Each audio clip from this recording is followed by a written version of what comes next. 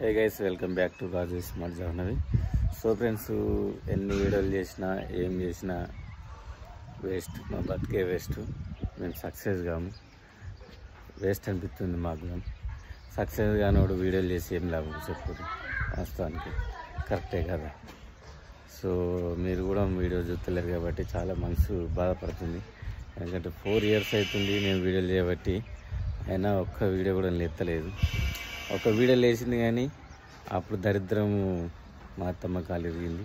So వీడియోలు పెట్టలేకపోయినా, ఆమెను చూసుకోవడానికి టైం సరిపోయింది. అంతలోపల టైం అయిపోయింది. సో ఇప్పుడు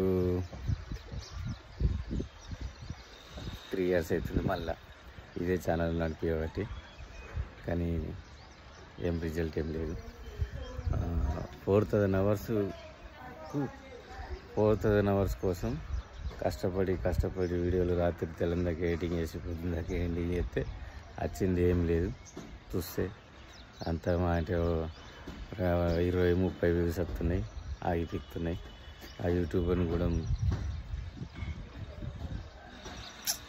వేస్టే, పనికి రాదు. ఆడు కూడా ఎవరికి వ్యూస్ వేయాలి, ఎవరికి వ్యూస్ వేయద్దు అనేది వానికి బాగా తెలుసు. ఎందుకంటే ఎవరిని వీడియో ఎక్కువ చెప్తే సంపాదన ఎక్కువ వస్తుంది అనేది వానికి తెలుసు. ఏం చేద్దాం, తలరాతిలో రాసి పెట్టుంది. ఒకటి చేసిన పనిలో కూడా సక్సెస్ లేము. చేయబోయే పని కూడా చేద్దామని ఆయన దొరకలేదు. అన్ని రకాల ఇబ్బందులు ఉన్నాయి. చూద్దాం, బెటర్ లక్. అయినా ప్రయత్నం చేస్తా. Okay okay, good bye. జై హింద్, బాయ్ బాయ్.